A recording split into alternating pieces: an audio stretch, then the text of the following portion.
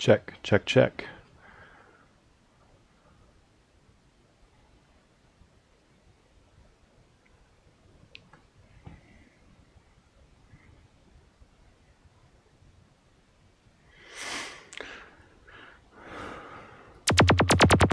All right, let's get into it.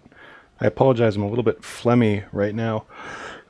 And I will try not to, I'll try to mute the mic if I need to cough, clear my throat, because that could get annoying.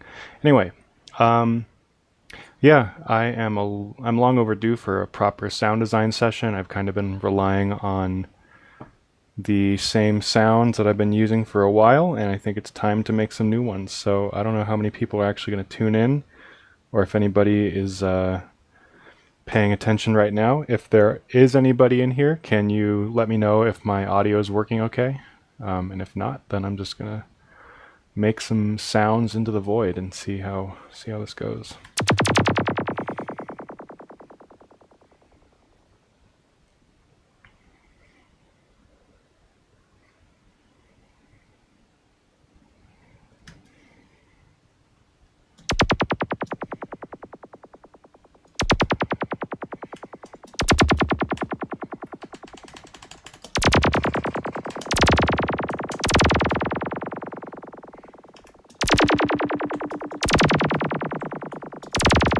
Sweet. Thank you. Good to hear that it's working okay.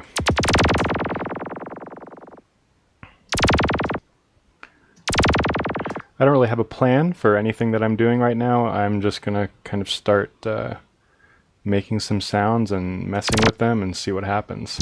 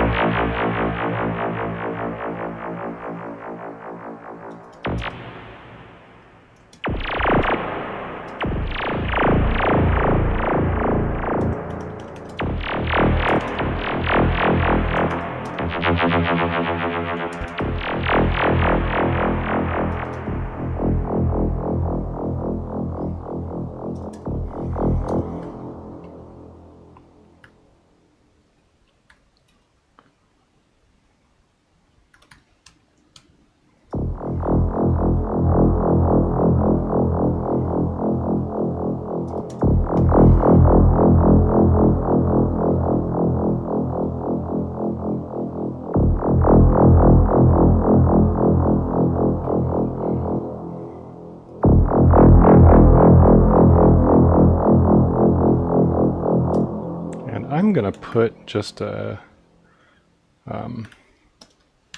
safety limiter on the master. We'll see if that works, see if that does anything. Just to keep things under control.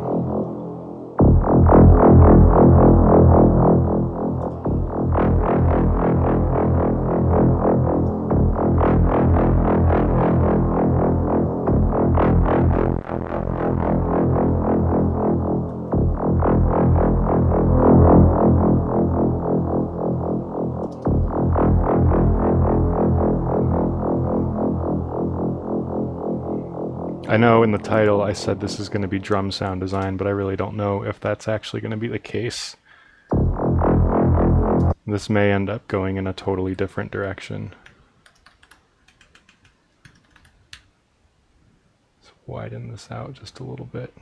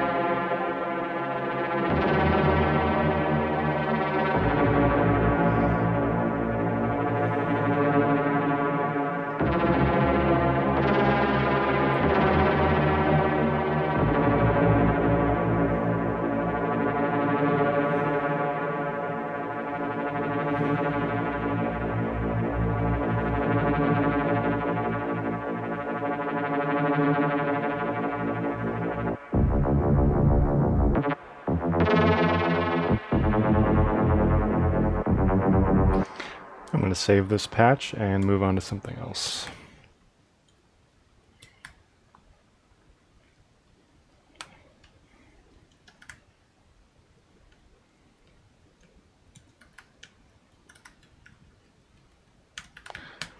Okay, let's see.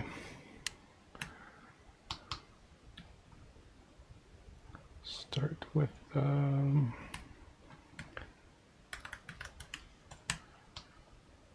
not that. Operator.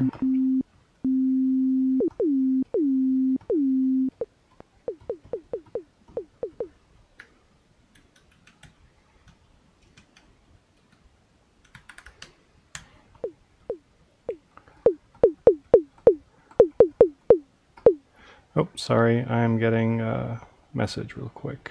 Apparently the landlord decided that today is the day to collect the rent, even though he said he was going to show up yesterday. Wonderful. Okay.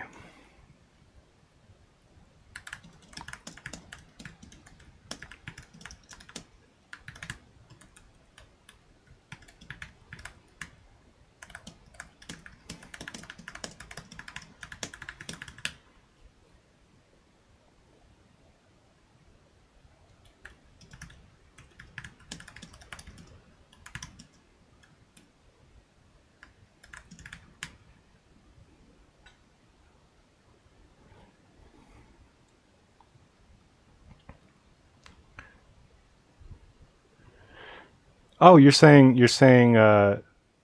Bitwig's warp modes do not compare to Ableton's? Really? I thought they were like kind of comparable, and they even had like more to choose from than Bitwig. I haven't messed around with Bitwig a ton. I have a little bit, but yeah, not. I haven't like fully explored the warp modes very much. So that's interesting to hear. What is it about the warp modes in Bitwig that you don't think kind of or that you don't think compares to Ableton? I'm curious.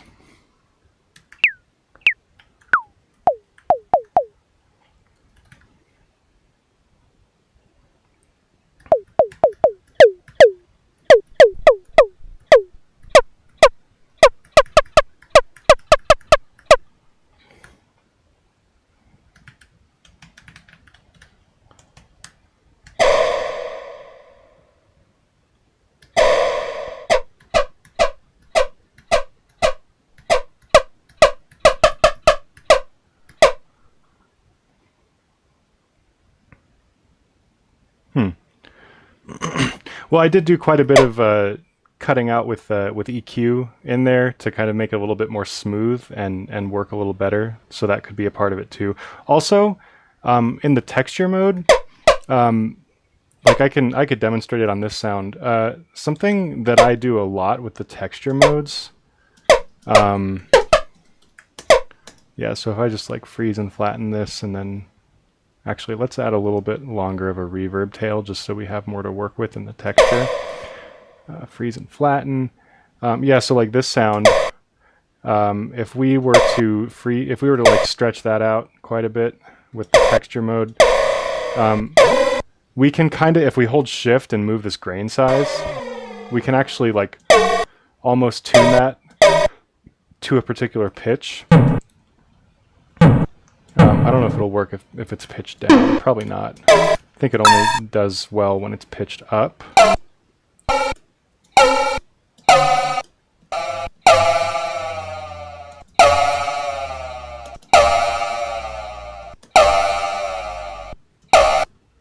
But yeah, I really like playing that warp mode or the grain size to get like particular pitches. Like that's now a pitch that we could totally use. So are you saying that the Bitwigs doesn't quite work that well on that front?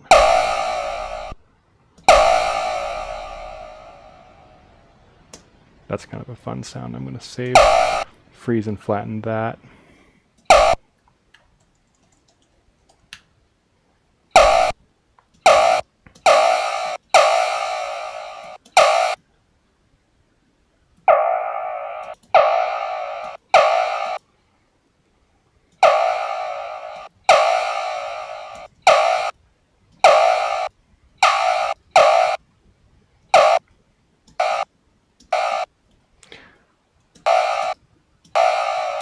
A big part of my...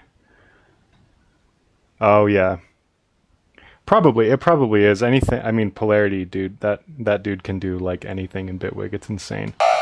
A lot of my sound design process really is just, like, resampling and freezing and resampling and freezing and I mostly just use stock stuff, to be honest. I have, like, a shit ton of plugins that I have accumulated over time that I've been meaning to dive into, and I just like some of these I've gotten for free from people who have like given them to me and they want me to check them out, and some of them I have just like I bought during like a moment of weakness, like scrolling Instagram and getting an ad. But like honestly, the stuff I come back to the stuff I come back to is like literally just the same 5 or 6 plugins. Like I could probably count on one hand the number of plugins that I use in every project. No, I don't have an ultra wide monitor. I just wear glasses and I sit kind of close to the screen. If you're having trouble reading any of this stuff, let me know. I can always zoom in Ableton's interface just a little bit. But yeah, I try to keep a decent amount of real estate open for the spectrogram and the meters, because I find those really useful when I produce. Getting into muddy territory when resampling, that is a thing. Something that I think is really slept on, especially if you're doing processing with reverb and resampling that, is filtering out lows. And this is something I do not just to sounds themselves, but like what I did to the last sound, kind of. But I'll show you because it's kind of hard to explain without just showing you. I really like parallel processing, especially for achieving clean mixes. So like if I've just got like if I just set up like a snare, or not a snare, if I just set up like a saw stab, I apologize. I'm still getting used to the talking on camera thing. This is new to me, but I like to share information. So, yeah. So like if I set up a utility, an EQ, and a reverb, and then we group those all together. Do I have separate spectrogram and meter programs running in addition? Yeah, I have. It's 2 instances of mini meters actually. There's a command in terminal. If you run this command right there, if you run that command, I don't know if that's going to show on the screen. You can open 2 instances of mini meters at once. So I have one on the top and then one on the side with special settings that I made just to have like a high contrast, view. of that, because I find that the millimeter spectrogram is not actually like I liked Vision 4X, how you could kind of like adjust the weighting across the frequency spectrum. You can't quite do that in millimeters. You can adjust the weighting of the color per. You can like change the color for loudness. So I made like what I think is kind of as close as I could get it to what Vision 4X was looking like. But then you get that added clarity of the reassignment method, which AU5 talked about in a recent video, basically to get clearer readings on low frequency content using a smaller FFT buffer size. Really great video. Definitely recommend checking it out. But yeah, I use that. I've been using that lately because Vision 4X was turning into kind of a CPU hog, and it was really getting on my nerves. Yeah, but the thing about the clarity with resampling and just clarity in general, this is something that I think is kind of slept on in terms of sound design. So if we group these together and then we make a like audio effect rack, and then we make a dry chain, we now have two parallel chains. One of them is for just the wet reverb, so we'll set this to 100% wet, and then the other one just lets the signal through. If we play a chord and then we can use this, I know that's like the same thing as this input filter here, but it's actually not, because you can shape it a little bit more carefully. So I really prefer the control that adding an extra filter before the reverb in a parallel chain gives you, especially being able to like surgically filter out lower frequencies that might muddy up your mix, like as they start to accumulate. Things like that, like just keeping that out of the reverb and then letting everything else through, I think can be really beneficial. Or just like dialing in a really narrow frequency band to get like a really lo-fi reverb kind of sound. Like you can get a lot more mileage out of the reverb, the stock reverb, in Ableton than I think a lot of people realize, because a lot of people are just kind of chucking it at the end of a chain and tweaking the settings within the reverb. But if you like set up stuff around the reverb, and that kind of holds true for a lot of Ableton stuff in general, you get a lot more control over the stock Ableton stuff.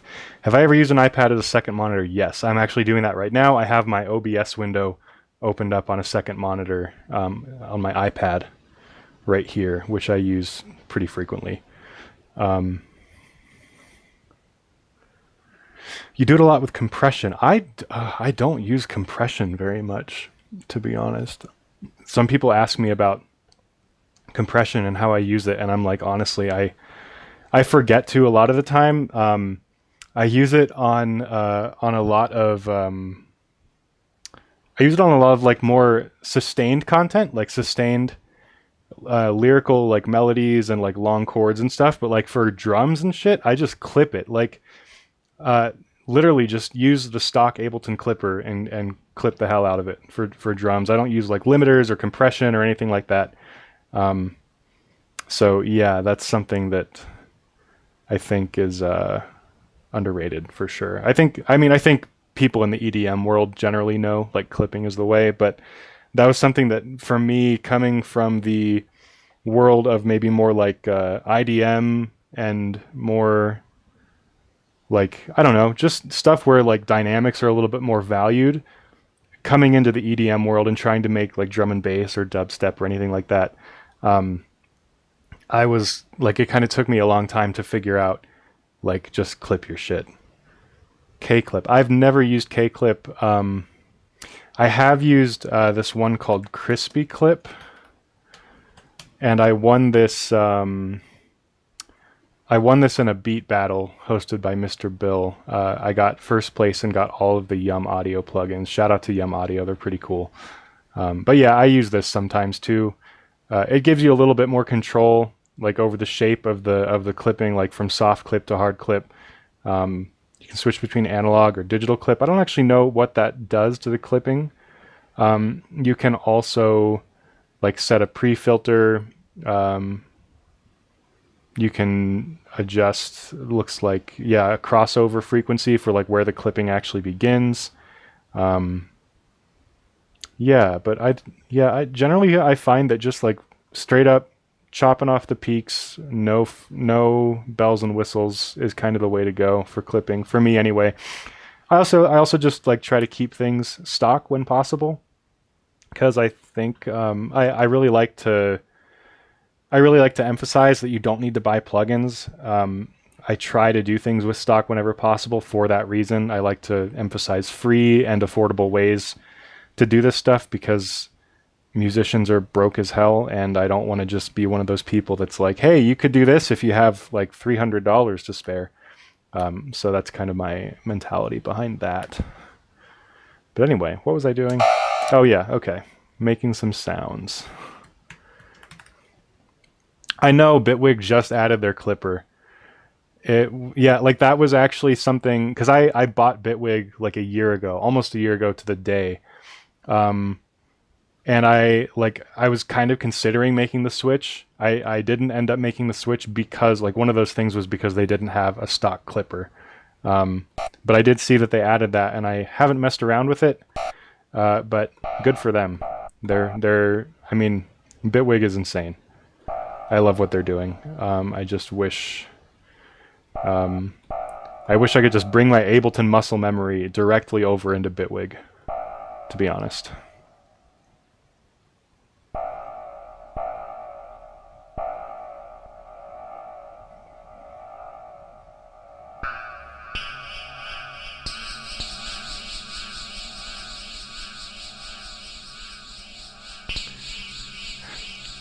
Valhalla Room. Yeah, I love Valhalla Room. So, can the stock reverb get close? Not quite, but let me show you something. Maybe I can demonstrate this. Let's see. Yeah, let's try. Let me show you why I love the Valhalla Room reverb first. I know I said I was going to be doing sound design, but you guys are asking some good questions. So, yeah, the reason I love Valhalla Room reverb is because you can get these absurdly short reverbs. And, like, just listen to this before and after. Before, after. It's like, it's such a subtle difference. But it is a difference, and you can do this without, like, it doesn't really add a sense of space or anything. Like, you're not adding like a long reverb tail that like washes it out. It just adds like a sense of dimension to it. And I've noticed that like with the stock reverb, you can't quite get sounds that are that short. Like, you can get close, but not quite. So I would say maybe if you're trying to get around that, you could put this in a group with a dry chain, and then make this one 100% wet, and then use a gate maybe. Like, let's see. Use a gate. Set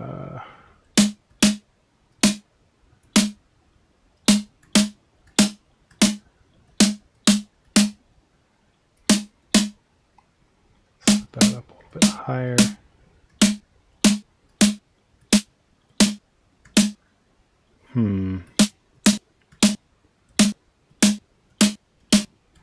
It's like, it's not quite.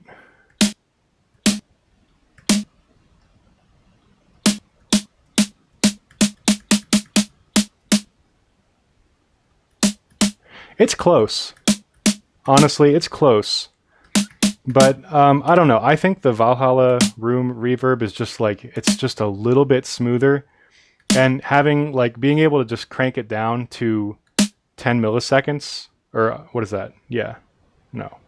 100 milliseconds. 0.10 seconds. And then just like get like a smooth gradient, like from there all the way to 100 seconds. like without having to do any messing around with a gate or anything like that. It's just like, it's so good. I use this all the time. So worth it. Super useful. Let's see what else is going on in the chat. Let's see. Came back to a DAW after a long, long break. I was previously using a pirated copy of Reason. Yeah, I've never gotten into Reason. Yeah, I've never got into it. I like it. I was kind of a turn off because I used to use FL Studio, and Reason was kind of a turn off when they like. I think Reason finally added VST support a while back, but there was a time when it was literally just their like little walled garden, and that was kind of a turn off for me. Bitwig was cheaper, and I think Ableton's stock effects are maybe nicer, but the quality of life stuff in Bitwig is insane. Yeah, it is. I think like Bitwig, I wasn't a big fan of the stock reverb, but they also have some like really unique spectral effects. Plus the grid is really nice. I use Bitwig mostly, like when I do use it, it's usually for synthesizer patches. Yeah, Machine Drum had a great tip of running a drum bus into Valhalla Room into a clipper. Yeah, Valhalla Room, like reverb before distortion, is like a pro move. I really like doing that. Yeah. MIDI routing in Bitwig is way better. Yeah. Yeah, it's just like Bitwig is I wish it would have been out like I wish it would have been out like a while back when I was like trying to switch from FL Studio to Ableton. Because I like if it had been at the point that it is now, I would have been like, it's a no-brainer, you know? Yeah, totally. Let's see.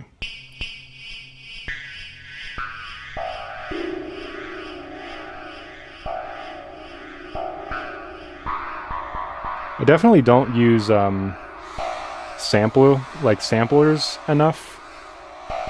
So that's something I was kind of thinking of trying to do today.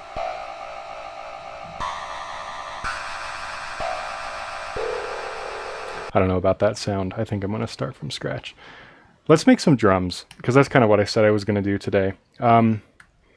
So I've already kind of started a little like new batch that I want to upload to Patreon when I get it done. And here's what I've got so far. Let's see.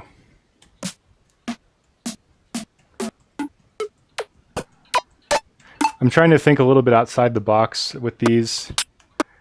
Because I have like a lot of older drum samples that definitely like cover a lot of the normal basses.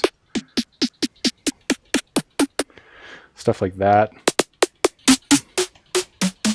And then like with the hi-hats, I've got like tons of like classic style hi-hats to choose from. A little bit of weirder stuff, but not too much. So I'm trying not to just like make more of the same with this fresh batch of drum samples. So that's why like things like that are definitely not stuff I would make normally. So I'm trying to kind of stick to that realm of just like a little bit outside the box sound designy stuff. But let's try to make some hats or something like that. I'm going to kind of just start from where I normally do with this kind of thing, which is filtered noise, and then I'm just going to like save samples and deviate and like see how far we can get from that, and what happens. So like filtered noise, like that's a pretty easy place to start. But one thing that I have been doing recently is grouping this with like probably like Vital is the one that's most ideal for this. And that is there's something you can do. What do you think makes 909 Hat and Ride so popular? I think it's just like, it's iconic, isn't it? Like, it's got the sound that people recognize, so people use it so that people recognize it and they continue using it. And it's a good sound. Like it functions within the genre, like a lot of genres actually. Like I don't know, it's an effective sound. So something I like to do with like layering layering like filtered noise with a tonal element is just like go into Vital and like add like a ton of unison voices and crank up the spread, and then we can even go here and adjust the detune range of that unison and get like a really wide spread on those voices, and then crank the pitch like way up, and then adjust the envelope here.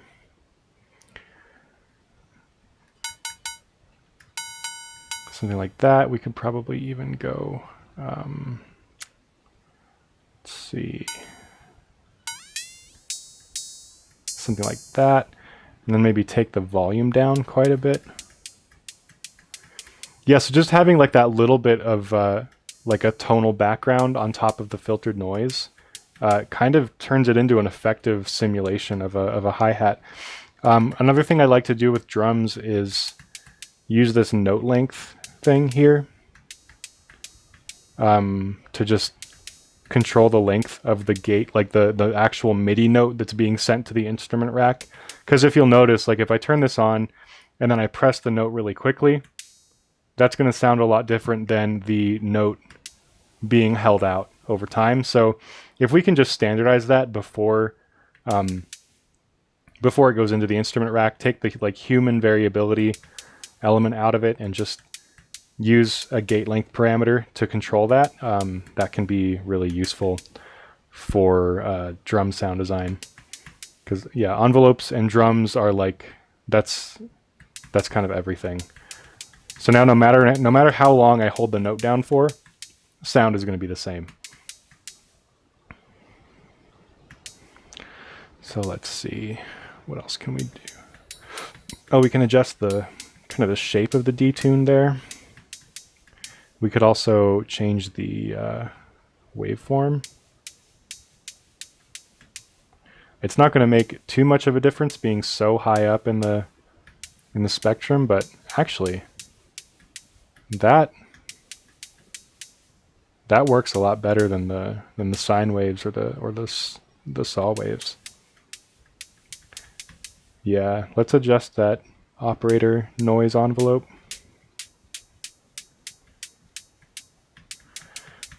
Cool. Let's see. Okay, so now that's like my basic hi-hat patch. But I've already done a bunch of hi-hats like that, so I don't want to do just more out of the, like, more of the same. And little shameless self-plug here, if you're interested, I do have a rack that I made that I put on Patreon a couple weeks ago of basically this exact kind of patch. Little different, but you can adjust the center of that tonal cluster, the spread of the tonal cluster, the noise level, the level of the tonal stuff, a little bit of bit crushing afterwards. So yeah, I've already done this. Like I've done this a million times, so I gotta break out of it a little bit. How did you tune the Vital oscillator? So in Vital, all I did was just crank it up as high as it went, so 48, and then I turned up the unison all the way, turned up the unison spread like pretty much all the way, and then on the advanced page you can adjust the detune range of that like cluster of unison voices, and that's this parameter right here. So you'll hear like at 0, all those voices converge to a single pitch right there, and then as we crank that up, they start to like spread apart a little bit. So that seems to be kind of the sweet spot right there. And then I'm just jumping up and down octaves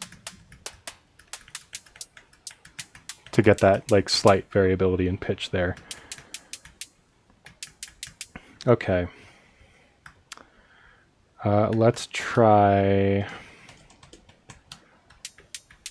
maybe making some pitches stand out on an EQ. And then maybe running that through. Oh, you know what? Another thing. This is another plugin that I'm a huge fan of. See, this is my main complaint about the Ableton browser. It used to be laid out in a way that you could, like, if you put in reverb, the exact string match for reverb would come up. And I was just complaining about this in Machine Drum's server today. But now there's like 8 steps down to reverb. So now I have to either reach for the mouse or hit the arrow key 8 times to get down here. And it pisses me off. But anyway, a plugin I really like is Spec Ops by Unfiltered Audio. Especially if like you're kind of, I use it when I'm getting stuck on like what to do to things aside from like filtering. Because you get all these like spectral processors here that you can choose from. And like they've got really interesting ones like MP3ify, like literally just emulates MP3 compression. So that's, I don't know, it's fun. And then like glitchy, like this glitchy freeze one I use a lot.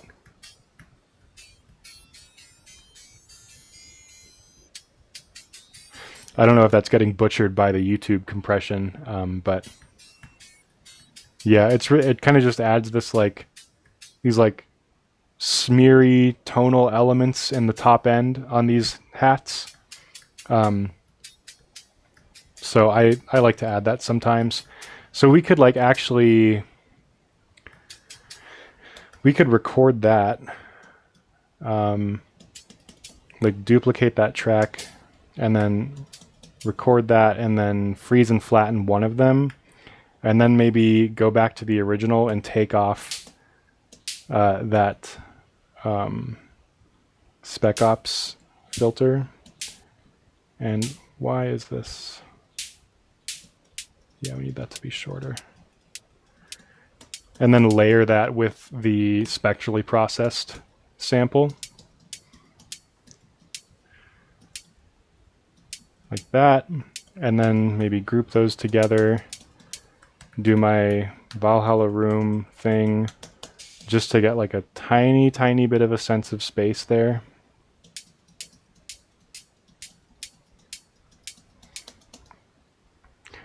And then maybe saturate that.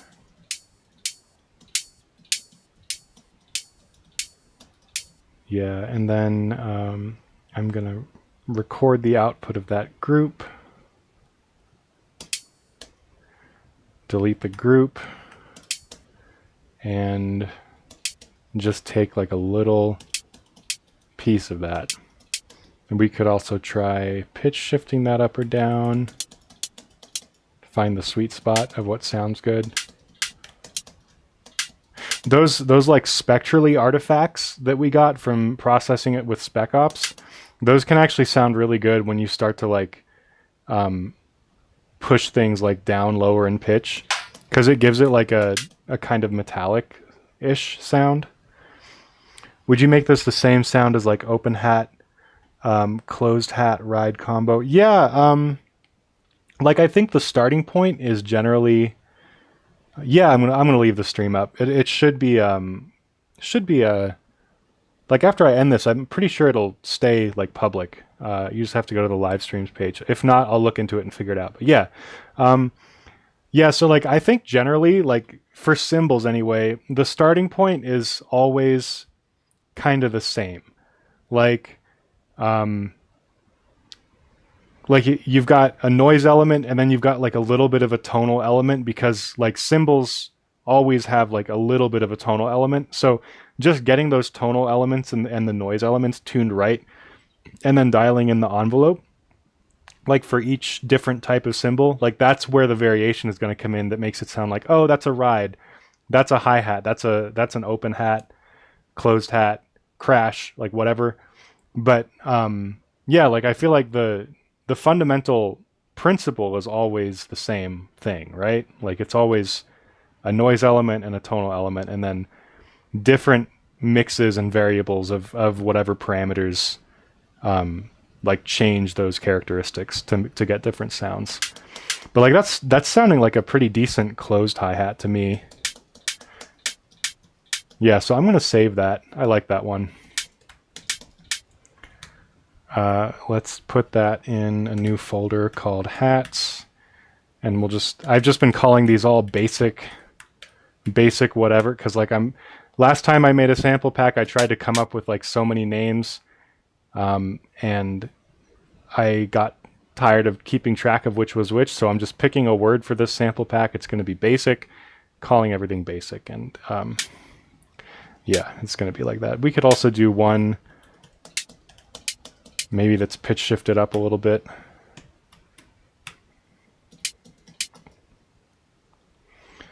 Okay. Let's try.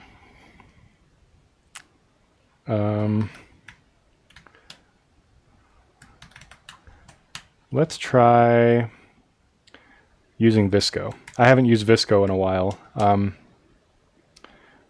Bit overdue to mess with this. The guys from Forever 89 actually ended up sending me a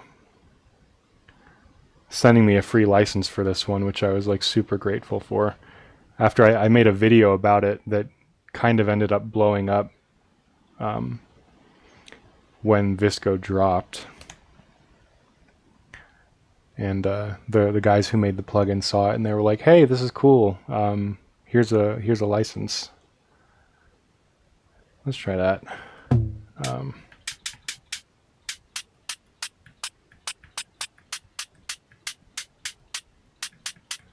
I like to do this thing with Visco where or at least I did when I first got it, where like I'll take sounds from my library, multiple sounds, and just kind of like find a new sound that's like in the middle of two other sounds.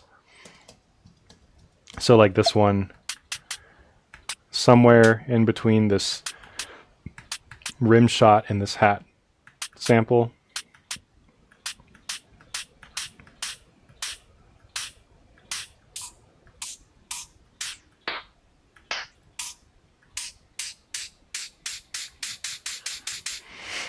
So there's something. Freeze and flatten. We don't need that original one anymore. This one is like also giving open hi-hat vibes, but it's like a little bit softer. Maybe it could actually be like a shaker if we just set the envelope right. Yeah, that's kind of like a shaker sound-ish. Yeah, call that shaker. I'll put it in the perks. Yeah, I'll put it in the perks folder. Basic shaker 1. Maybe we can get a little bit more mileage out of this one too.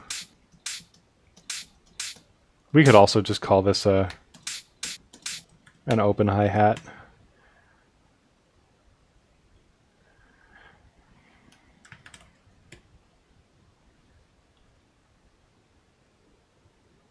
Call this basic hat 3. Yeah, so this is a lot of what my process usually ends up being, is just like making a bunch of different sounds and saving them into a folder, and then that's like whenever I make new tracks, I just kind of like go back to that like most recent folder of sounds that I've made for a while and use that almost exclusively. What is this? I'm getting a warning about the stream health. Is everything okay? It seems to be working. Yeah, seems to be working okay. Just double checking. Okay.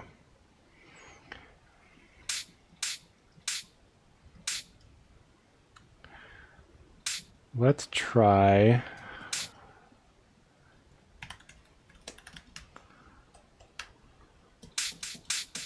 Yeah, I also like to use this spectral time effect.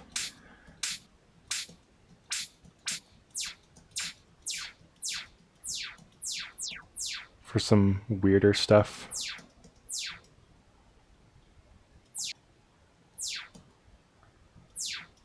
Okay, cool. Looking and sounding good on my end. Yeah, cool.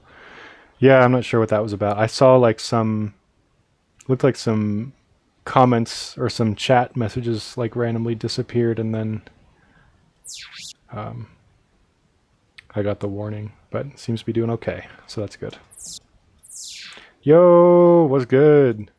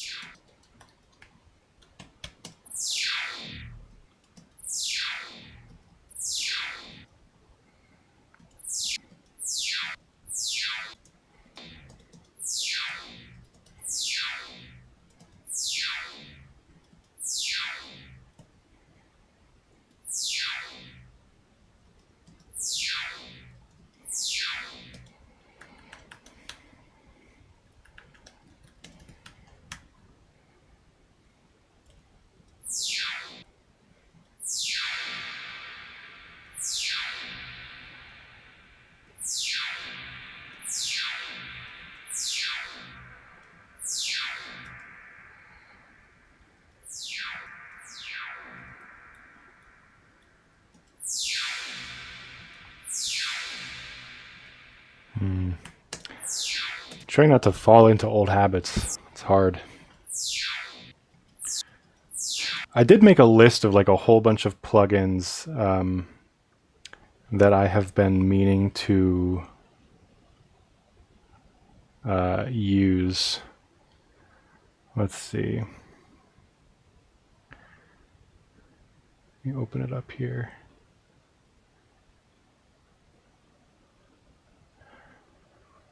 Yeah, so this is a whole bunch of plugins that I have been kind of like sleeping on, that I either purchased in a moment of weakness or was given by developers.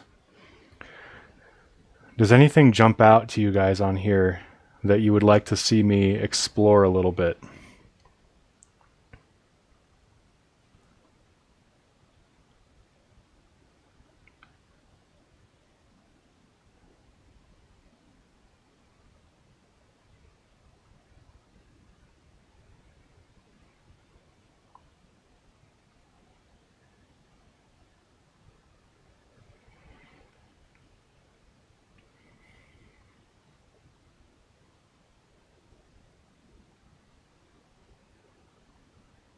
Surprised I'm not using more saturation.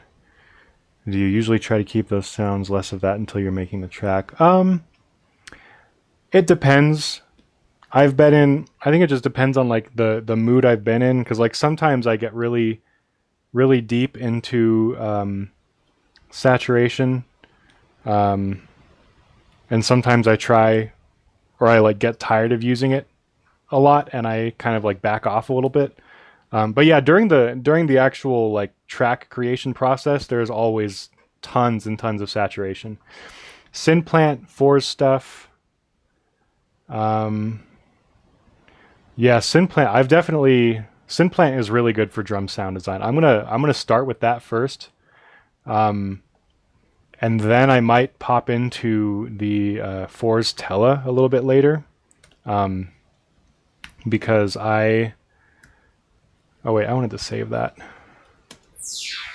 That's cool. I can probably find a use for that at some point.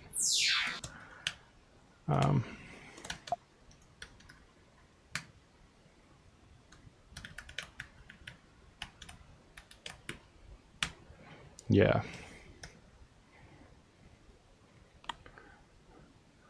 Yeah, let's look at Synplant.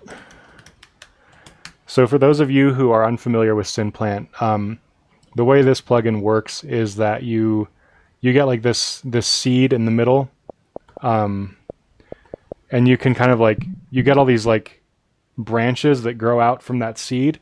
So I don't know if this is from a patch I was working on previously, if it just starts me with like a random kind of thing, but like there's all these different branches that sound different. And if we just click on one of those, so like that one, that becomes the seed that all the branches have. And then we can like extrude these branches, and each one is going to be a little bit different.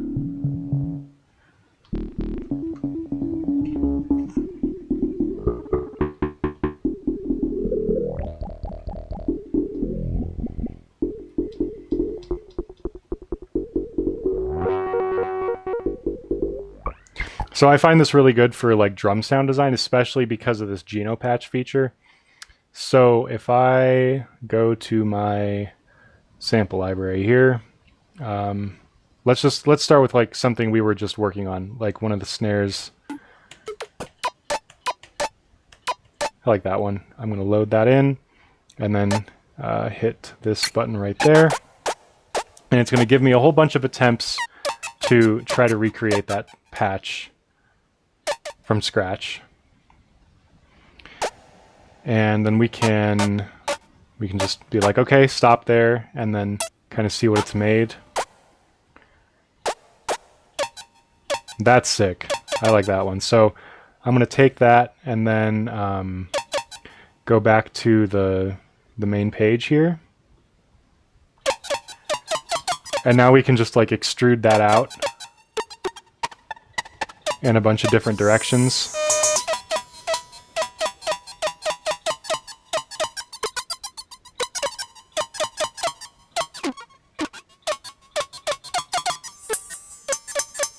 So I feel like let's just take that one. That was the main one that it came up with. If we just place that on the timeline there, and then maybe layer that with like a classic, more traditional snare, something like that. Again, shameless plug, this is my snare designer rack. It's on my Patreon. It's just a stock device, rack made of stock devices for designing snare drums. But yeah, if we just layer something like that, like maybe freeze and flatten, and then chop like just the attack or something. Maybe a little bit of let's use a utility on this to turn it up. And then group those together and add some roar. And I also want this one, I'm going to duplicate that so we have the original Synplant patch, but I want to cut it short, so I'm going to freeze and flatten and then just maybe make like a little Frankenstein patch here of just these two.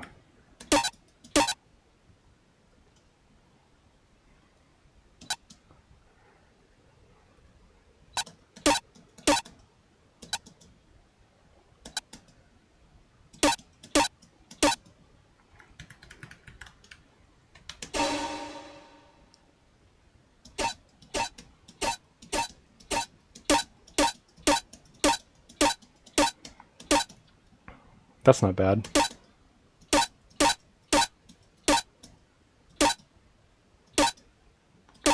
Not bad at all. So let's save that as a new snare. What are we on in the snare pack? Like 12, 13, 14. Let's go back to Synplant. See what else we can get out of this.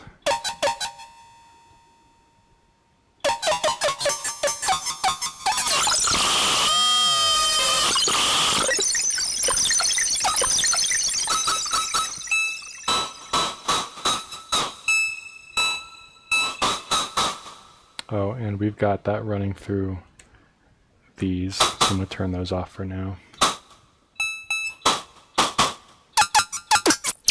Ooh.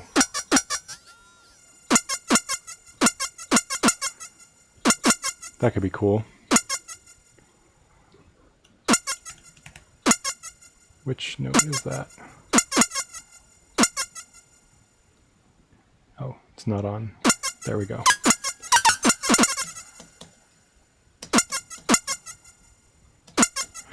And we can delete these and just start with something new. Maybe duplicate that, turn off the original, freeze and flatten. I really like working with audio in case you guys haven't noticed that are watching, just having direct access to the waveform and being able to do stuff to it, I think is really useful. Let's try, what is the, I don't use Complex Pro enough.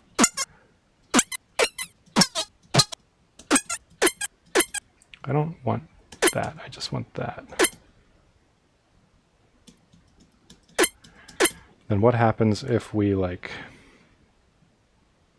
just clip the life out of it?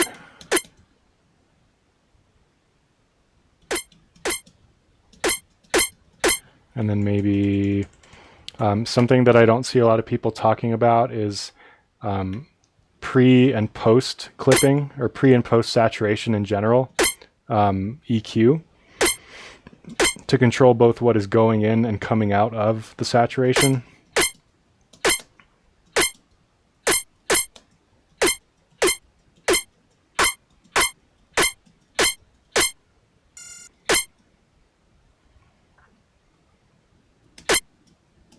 I just want like the shortest little pluck at the end of that. I don't want that whole tonal part coming through.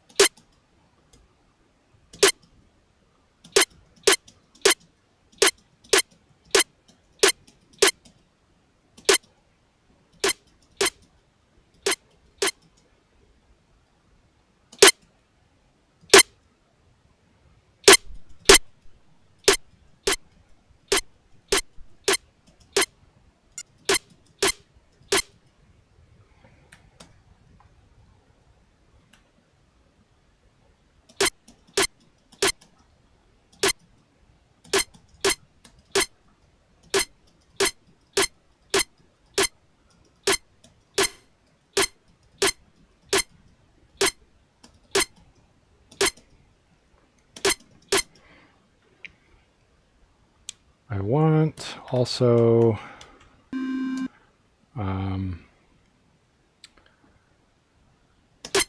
just want like a little bit more of a tonal element to this, but like I want it to sound really clean. Do you do parallel processing, and when do you think it makes sense to do so? Yeah, I was talking about that earlier. Parallel processing I use quite a bit just to control what is going into reverbs. And also to, like, honestly, reverb is the most common use for it for me. Like to control what's going into the reverb, and then to do stuff to just the wet reverb afterwards that like don't affect the dry signal. But yeah, that's honestly the most common use for parallel processing for me. Yeah, I think just like a little bit of like operator sine wave just right there kind of gives it like a little bit more of a snare-ish sound to me.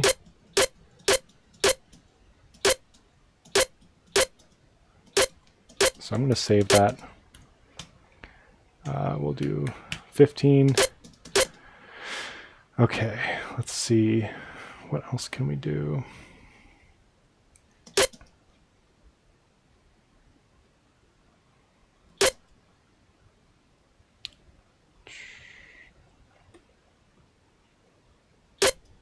Let's record that. And then delete all that.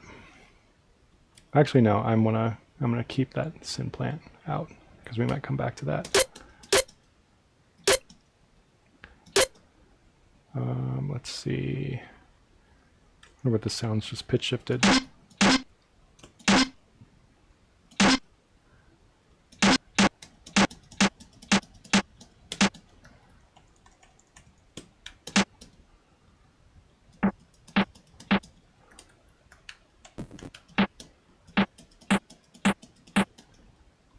Maybe like a lo-fi snare kind of thing.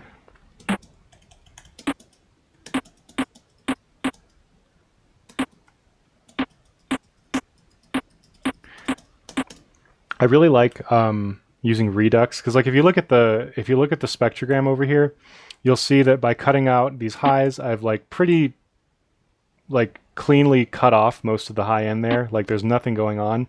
But then we can use things like bit crushing to kind of like extrude more high-end information out of that, but it still has like a lo-fi sound, so like we still get like something punchy and crispy, but it's just like a different way of going about achieving that high end.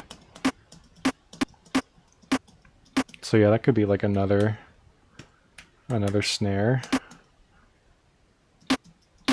Could do a few different variations on that, just at different pitches and like different bit crushing amounts and different filter frequencies.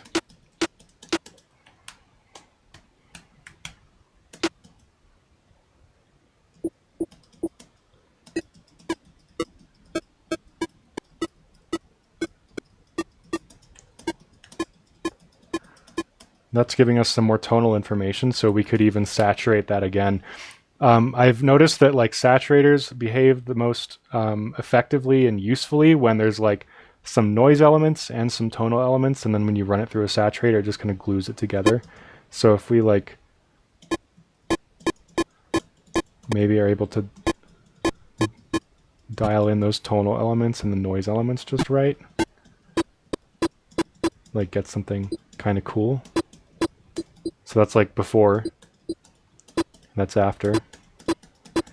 I'm going to use texture here to just give some noise to this. Maybe put that before the saturator? Nah, after. And maybe cut the hold a little bit. Less in there. Maybe saturate it again? I don't know.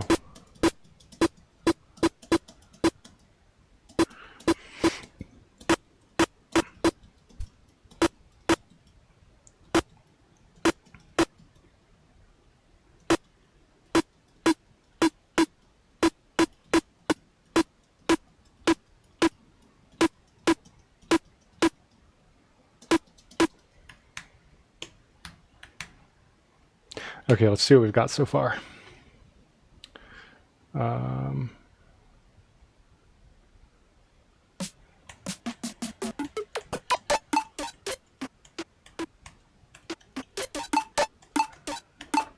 of those are not as loud as I would like them to be. I might just go through them afterwards and normalize them a little bit. But getting somewhere. Let's go back to SynPlant and load in something we just made, like that.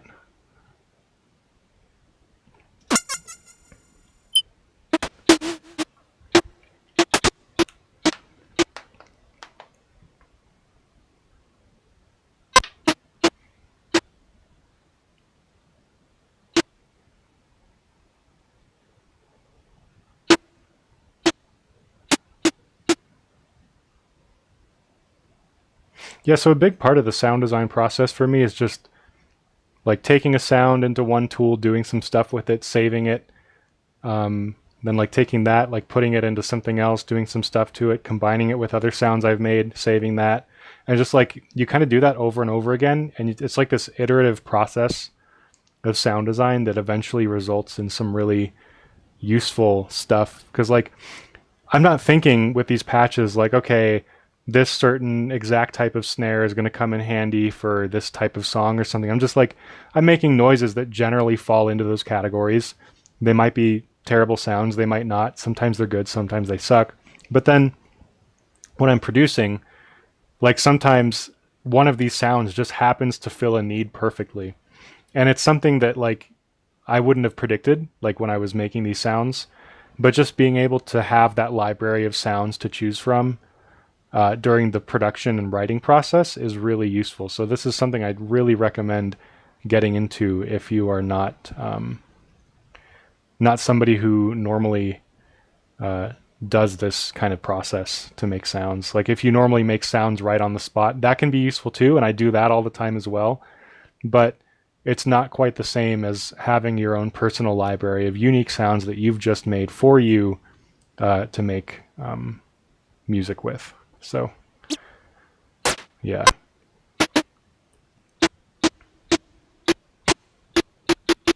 I like that. Let's see where Synplant takes us.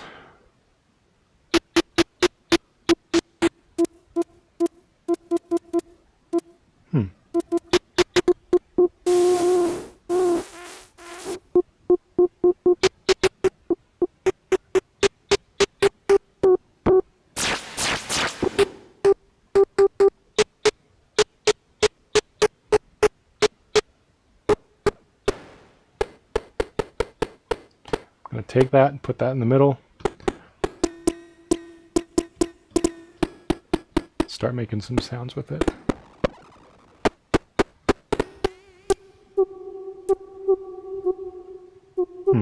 That's kind of fun.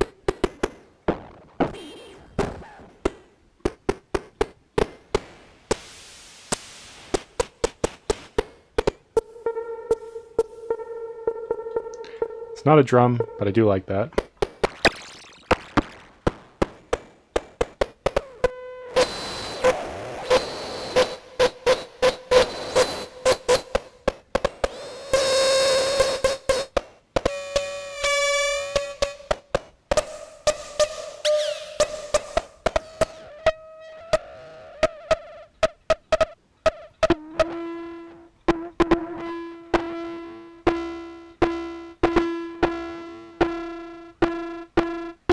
I kind of like that as just like a patch. Maybe take the attack down a little bit.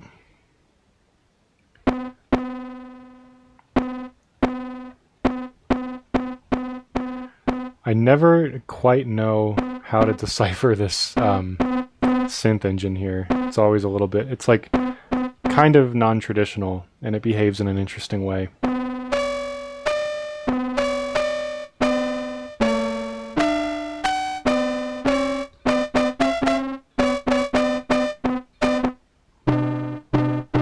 That's a cool patch though. I like that.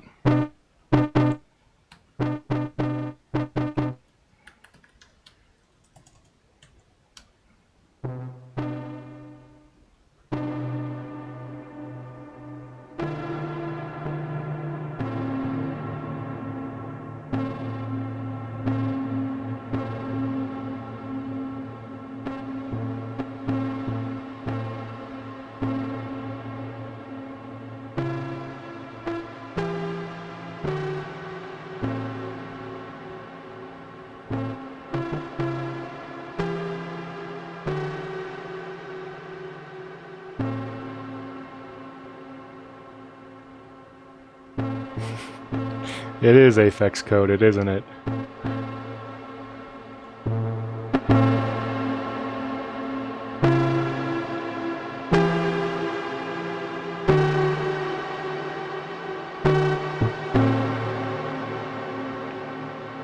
Yeah, I like that. That's a nice patch.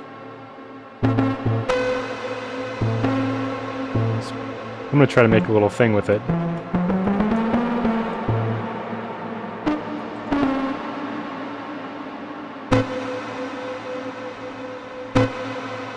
Need to stretch that out a little bit.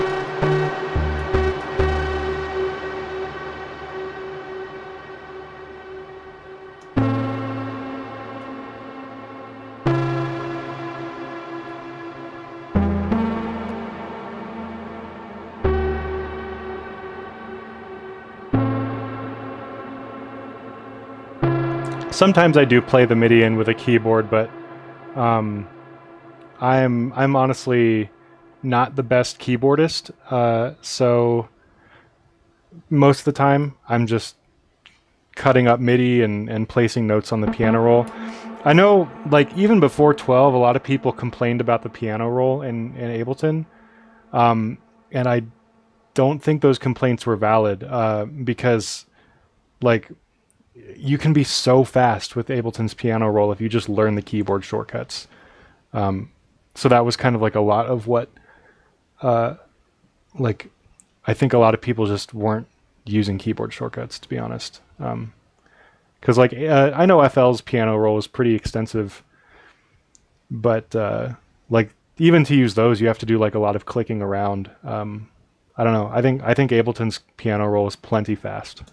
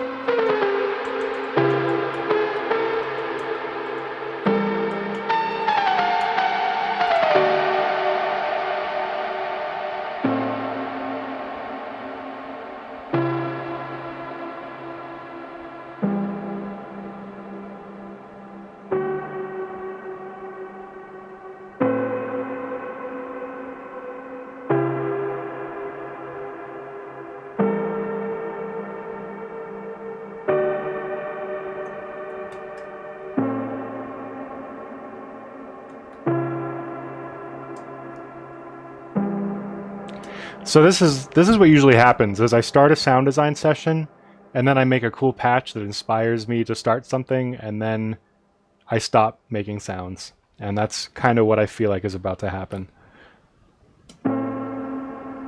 Yeah, two-note chords are underrated.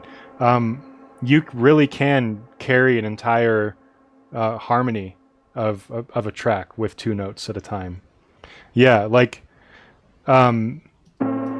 you say like minor ninths and shit. Like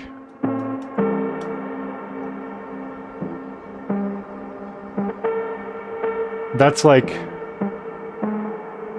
this. That's a minor ninth, and it already has so much color. Like that's just a minor ninth interval, like two notes, and it has a lot of color that you could like. You can kind of fill it in with your imagination, but like you can also fill it in with other parts and like subtle little things, like leave room, like leaving room for other stuff, you know. So let's take a look at the sounds that I have made so far for this little basic kit that I'm calling it basic kit, even though it's nowhere near basic. So yeah, leaves much more space in the mix. Yes, exactly.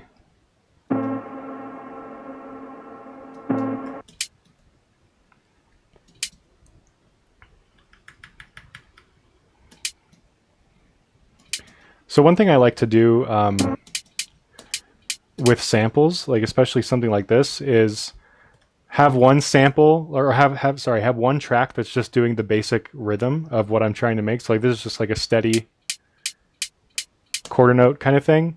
And then if we copy that and just take one of these and like maybe make a few different copies of it like this, and then use the texture mode in Ableton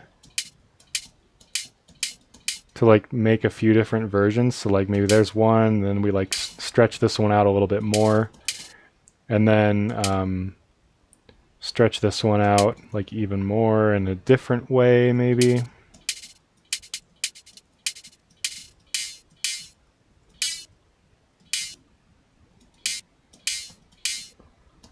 What key is this in? Ooh. There we go. So that, at least if we have any like tonal-ish edits of this hi-hat, they'll kind of support the key of the song. So let's see.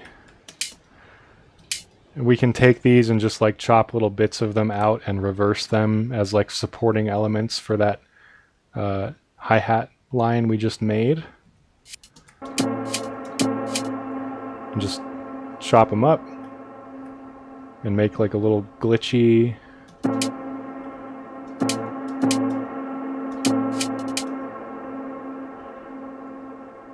How much of your drum sound variation is done through tweaking parameters? Do you have really limited kits for each track? Yeah, like variation, like as in, I'm assuming you're talking as in like what I'm doing right now, like just making interesting drum sounds to, or like drum parts that kind of support each other, or are you talking more about the actual sound design? Because yeah, it's a lot of it is like starting with these, like I have this sample pack right here that's got just a ton of sounds that I've made over the past, like, I don't know, year-ish or so. And honestly, like for a lot of my tracks, I start there. Like I start with those sounds. Yeah, like this versus having like 16 different drum sounds. Okay, yeah. So like yeah, a lot of it is iterative, but like I don't know. I don't keep track of it, to be honest. Like I'll mix drum sounds, but yeah, a lot of it is processing and like kind of starting from a common palette and like working from there. So like starting from a common palette, doing stuff to those sounds so that they kind of exist within the same realm in the same universe, but they're not identical.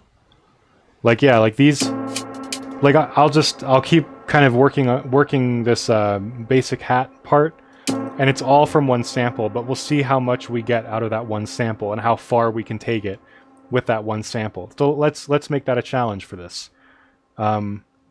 Yes, yeah, the drum patterns on Labyrinth. Yeah, so like a lot of that is just manual editing, and a lot of it is just processing of the sounds that were, uh, that we started with. So yeah, I'm gonna make it a challenge for this. Like let's see what we can get out of just this basic hat sample as a starting point, and see where that goes.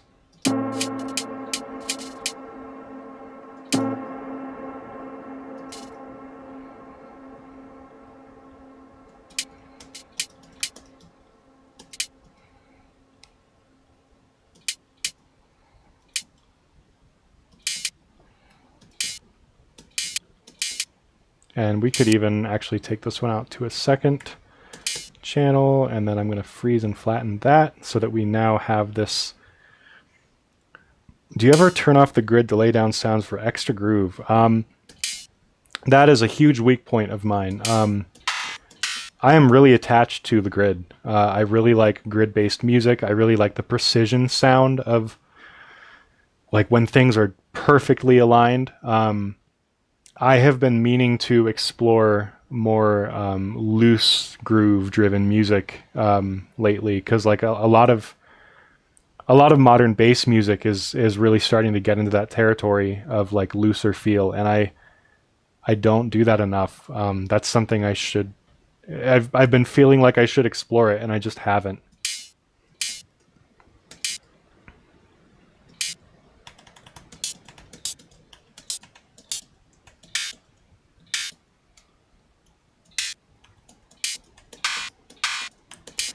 Hmm.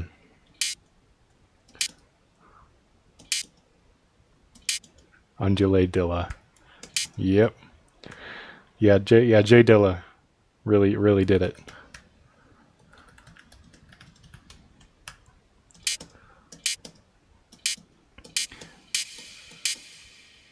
Yeah, no, I'm definitely a grid boy. I'm super attached to the grid.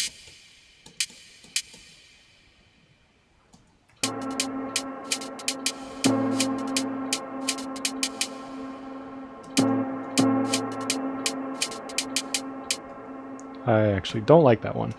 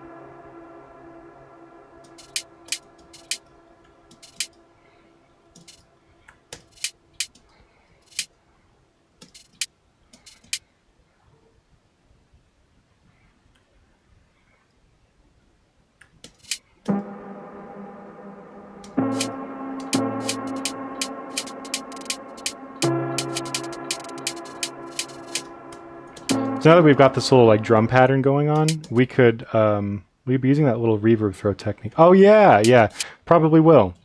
We'll get there. Yeah, what he's talking about, if anyone's curious, is this like for example, let's say I want this hit to have it. So I made this rack, the reverb tail machine. It's just a dry chain, a wet chain with utility, EQ, and reverb on it.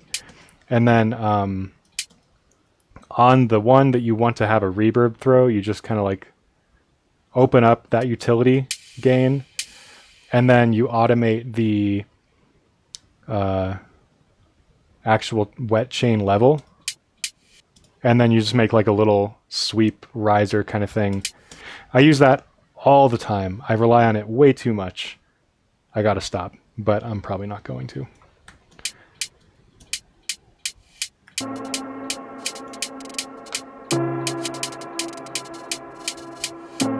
Yeah, so let's take this group here and let's start processing that group as a whole. So we're probably going to come back to it and leave it untouched, but we can like just process that group to get some like interesting variation on that sound and then mix it in with the original. Oh, cat decided to jump onto me. You scared me, dude. I was in the zone.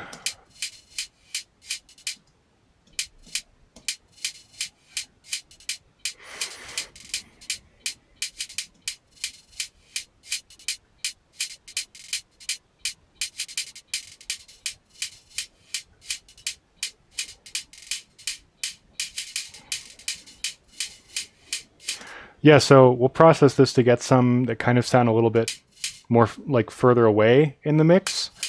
And then we'll record those. And then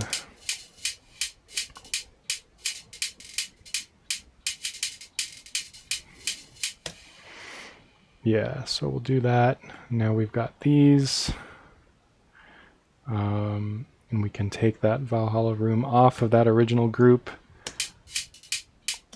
Now we've got more to work with. More material.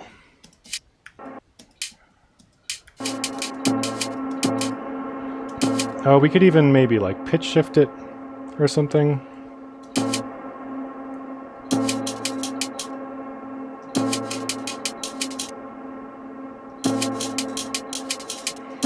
And honestly, I'm going to stick with beats.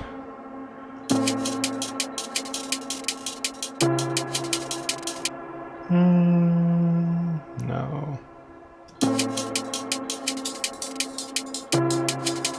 Yeah, we'll do that. And then we can just consolidate that.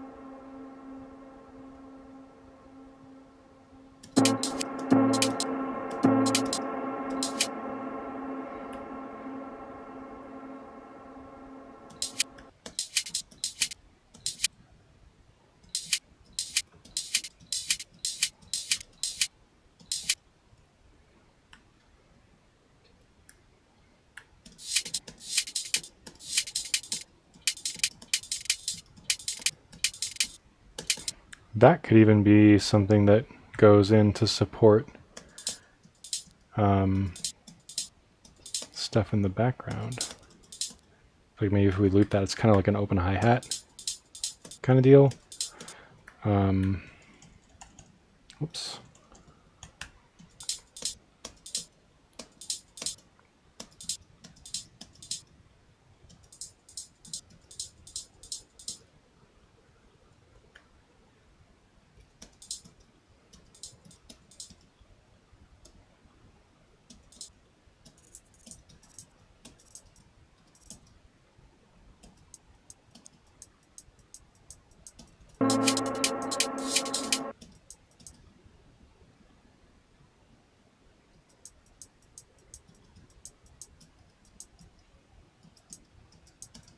I don't like that.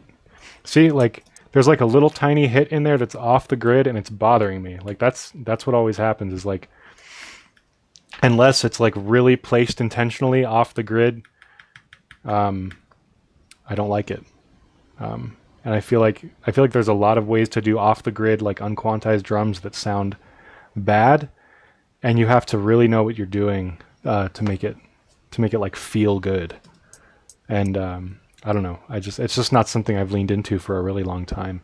There was a time when I was into it, like I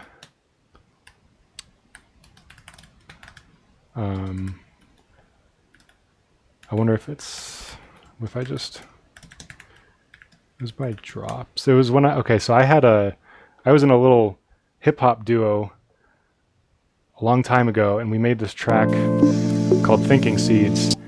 And this was like the best I've ever done with, like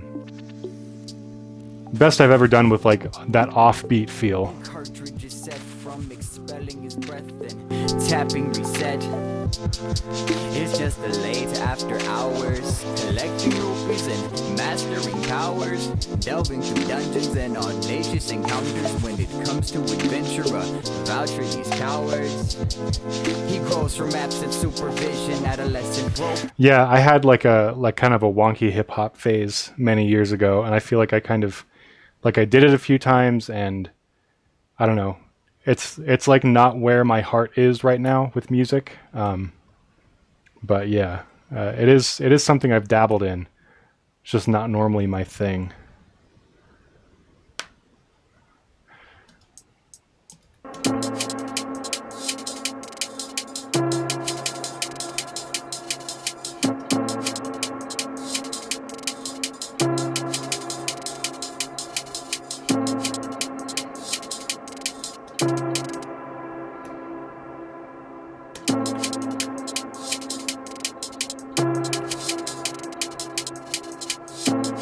Yeah, so here's like this is this whole thing that we just made with the drums here. That's all sourced from that single hat. Is that hat 2, I think? Yeah, basic hat 2. So we just took that, just that single little hat sound, and flipped it into a whole upper hi-hat cymbal line, just by like resampling and processing and resampling and chopping and stuff like that.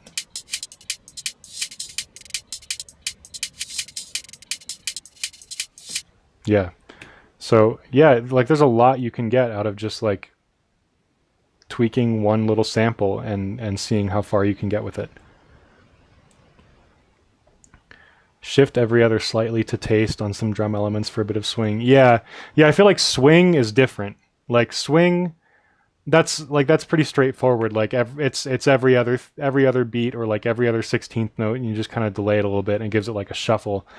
But then like there are some people doing like these really like intricate, like there's more dimensions going on there than just like taking one and moving it over. It's like there's a whole like push and pull to the groove, you know?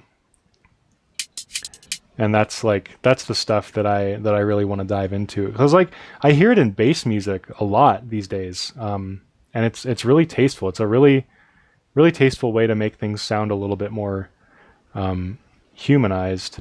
And I've dabbled in it a little bit. I wonder if I have any examples just like sitting on my hard drive. Let's see, projects. I know I was doing something with it around February, I think, and I never label these things very well. So, yeah, here's one.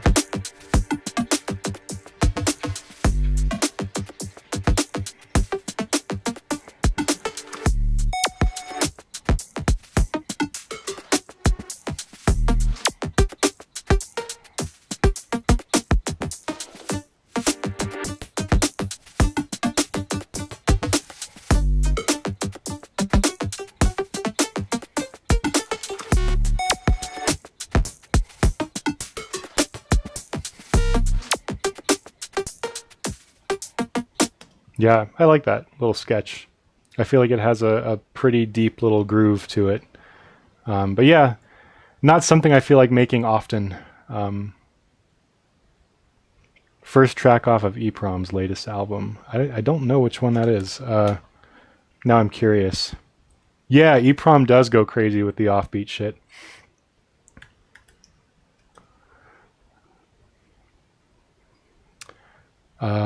Let's see, latest album, is it this one?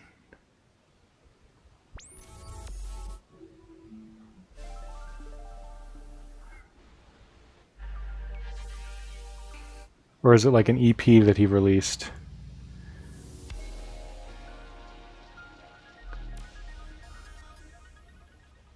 Oh, technically the second track. Okay, let's see. Gotcha. Oh, that's cool. I don't want to get copyright struck on here, so I'm going to stop. But yeah, that is sick. I'll have to check it out later. I just remembered that like there are copyright things on YouTube that you can't do. Yeah, but that's nuts. So let's extrude this out. Start adding like a kick and snare to it, maybe.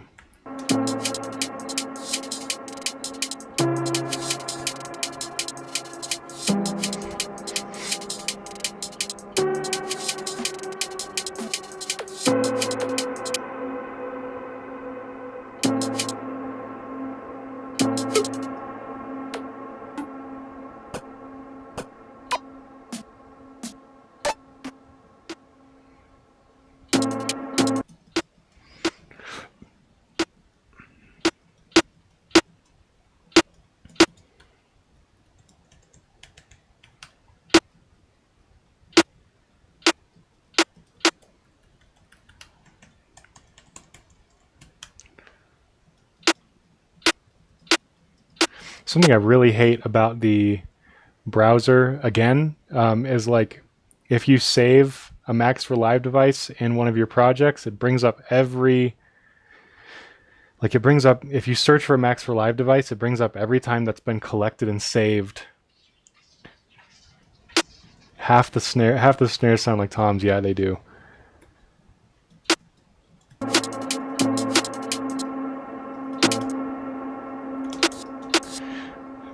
Categorizing drums doesn't matter anyway, in my opinion. It's just whatever works for the track.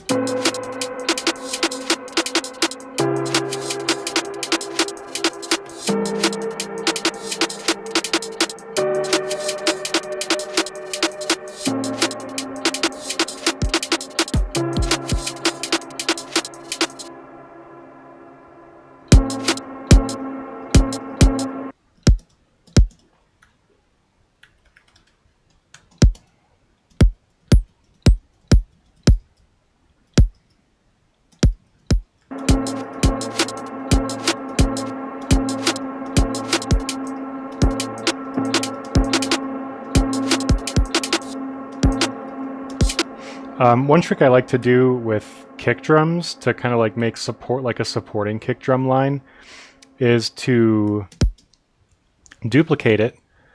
Just take the like very beginning, kind of like roll off the transient with a fade there. And actually, I'm gonna flatten this one before I do that because it's got some erosion on it. And the idea is kind of like it almost functions the same way as a low pass filter, because like a low pass filter is kind of smoothing out high frequencies. Like that's kind of what a low pass filter does. So if we just roll off some of those, like some of that transient a little bit just with a fade, we actually get like a soft kick drum. So we can kind of layer that on a separate track with the main kick drum.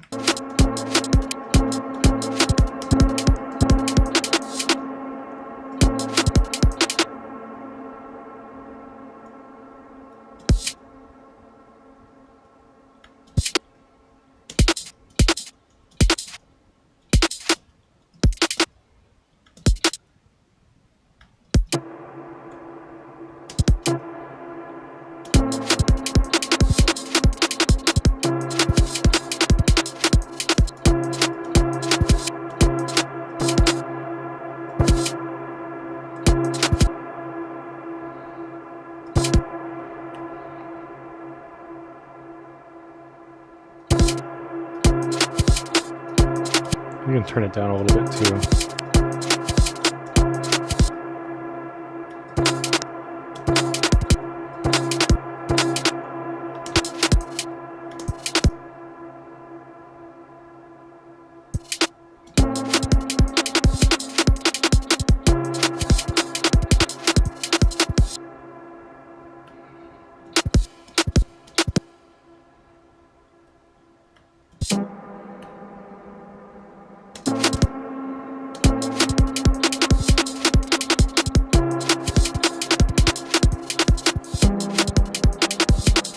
Yeah, I gain stage. You mean gain staging as in like setting just like the overall level for the like I mix using these right here, and then if I want to do any volume automation, I just throw a utility on the track and automate that way. That way, these are set just for the mix, and I don't have to worry about like if I want to turn everything down, don't have to worry about automation already being there or anything like that. I actually didn't care at all when Ableton added the mixer. Going to be completely honest, like the mixer and arrangement view, I've never felt that it was necessary. I've just gotten so used to mixing in this window. I never even use session view. I never touch session view at all. Like, yeah, I mix in here. It's fine. If something's loud, I hear it. I know where it is, and I can find it and just bring it down. And it's, I don't know, it works. It's always worked for me.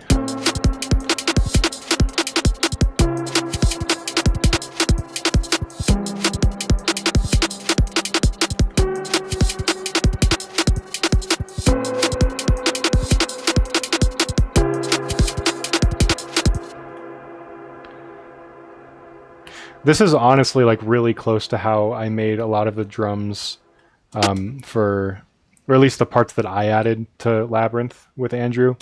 This is like, that process is still really fresh on my mind. So this is a lot of the same stuff going on here.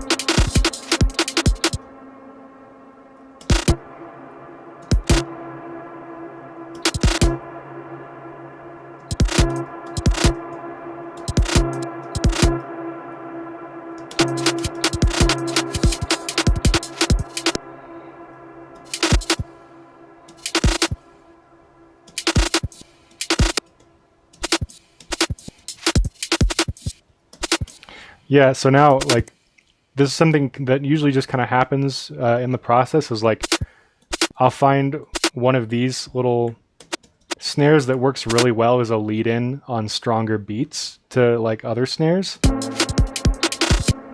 So like, I can just like start going through and like peppering it throughout the beat, and it's gonna have a really nice effect when we play it all together at the end. But it has to be on the right beats, or it won't work out. And I'm just kind of guessing here about which beats to put it on, but I think this should work. Yeah, let's try that and see what that sounds like.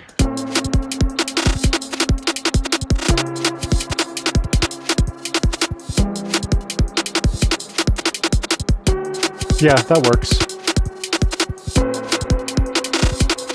We can maybe change this one a little bit to not have it repeat quite as identically from the last one.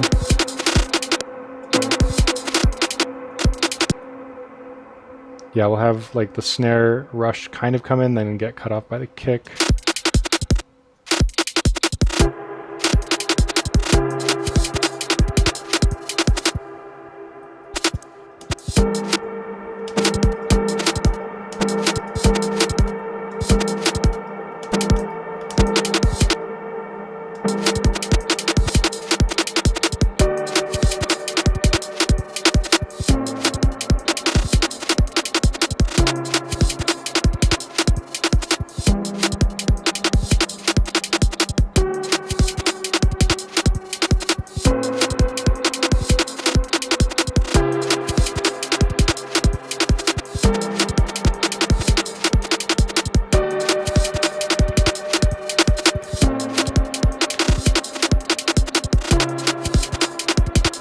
I'm gonna add a sub really quick.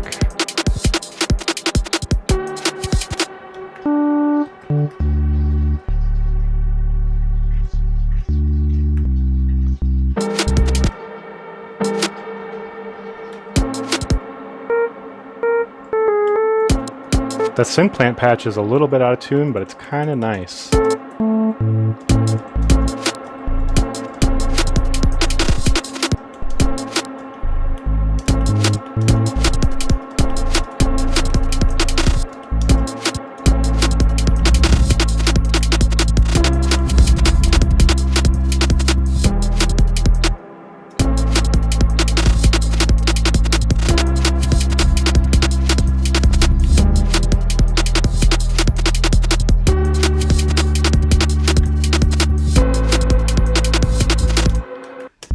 Let's tune that.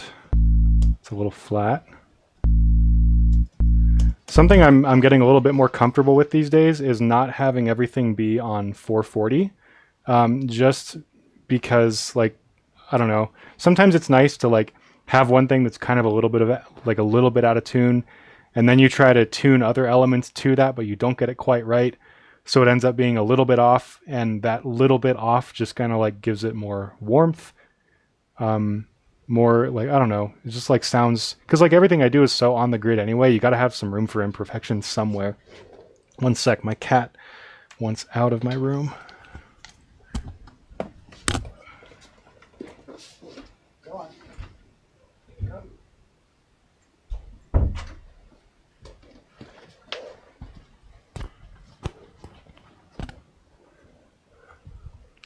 Okay.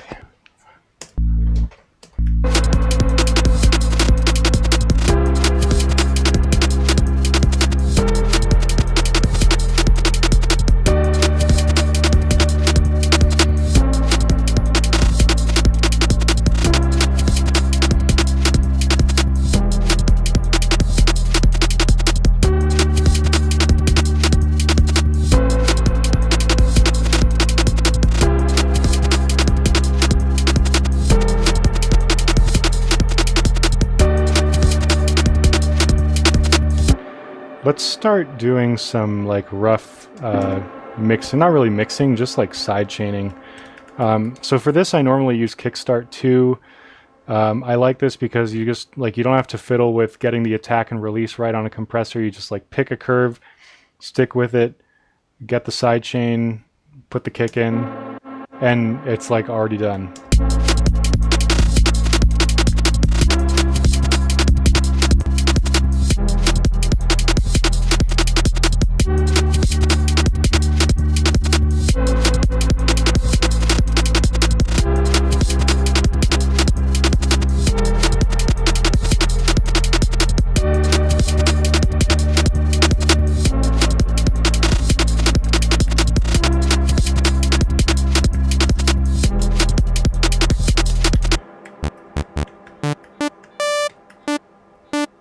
Go into Serum, make some kind of like supporting, like counter melody, melodic thing, maybe. Let's see, but first we need to tune this. Sounds about right.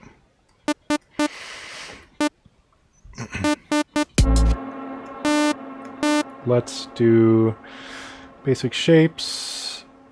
Basic shapes.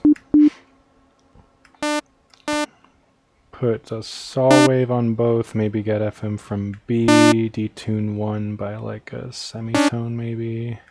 Turn this down.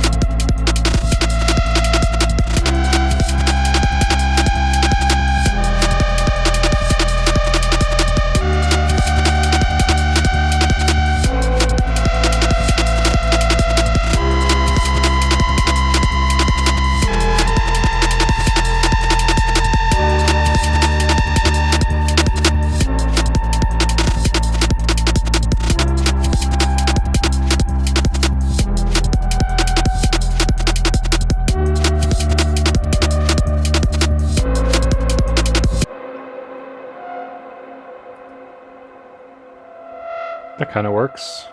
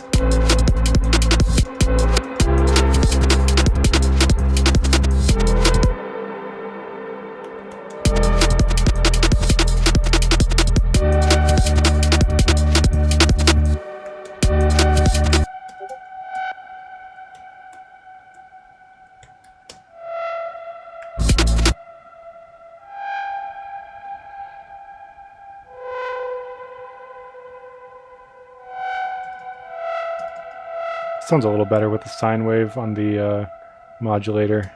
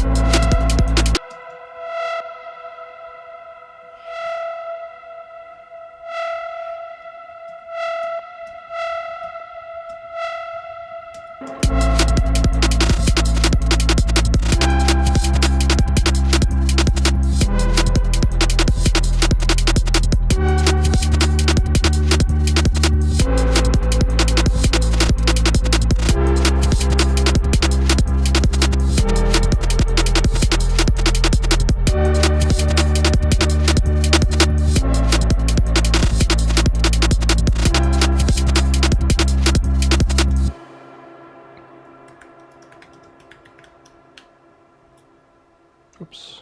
Oh.